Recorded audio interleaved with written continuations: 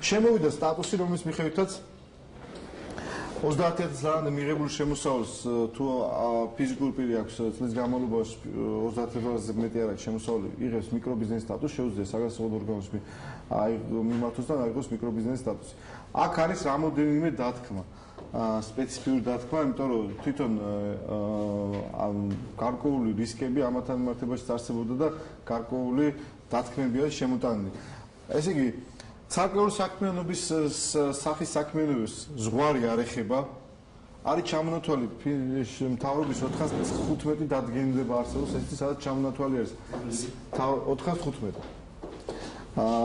დადგენილება, რომელთაც მინიჭებული აქვს განსაზღვრული შემოსავლების სახეები, რომლებიც მიუხედავად ამ ზღვრისა სტატუსი ენიჭებათ. ეს არის ცალკეული სახის საქმეები, რომელიც ძირითადად იყო NES-ის კოდებში, ეს არის საათების დამზადება, მეწაღეები, კერავები და ესეთი შემდეგ, რომელთაც მიუხედავად იმისა, შეიძლება 50,000 ლარი ქონდეს და 100,000 ლარი ქონდეს შემოსავალი, მაინც მიკრობიზნესის სტატუსი არ უუქმდებათ.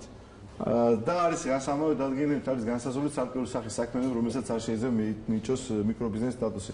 ეს არის სათამაშო ბიზნესი, ეს არის ლიცენზიას ნებართვებს დაქვემდებარებული საქმიანობა, არის საადვოკატო მომსახურება, სანოტარო მომსახურება, საგადასახადო კონსულტაციები, აუდიტი და ვაჭრობა.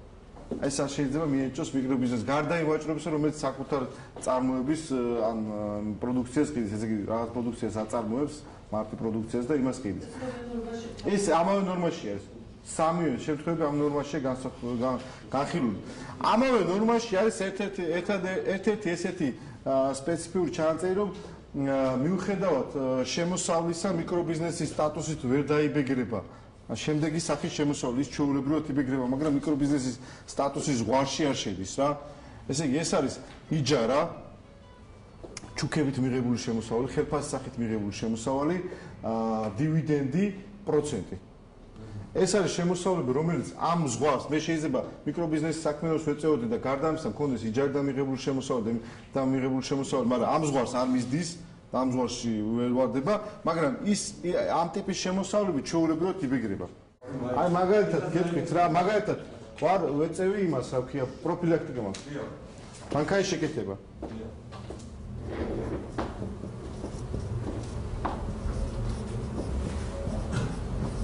მაქვს 25,000 ლარი. მაქვს ასევე მეორე საქმიანობასაც ვეწევი რა, ისა მაქვს რა ქვია, ჩემთვის მეწაღეობას ჯიხური მიდგას ვიერთად.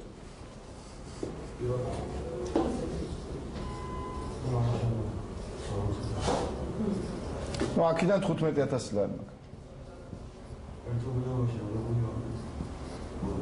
და იჯარა მაქვს კიდე. რომელსაც იჯარა მაქვს, რომელთაც იჯარიდან მიღებული შემოსავალი მაქვს. 20,000 ლარი. სულ ეს გამოვიდა 60,000 ლარი, ხო? ამ შემთხვევაში პირის სტატუსი არ გაუქმდება და რატო?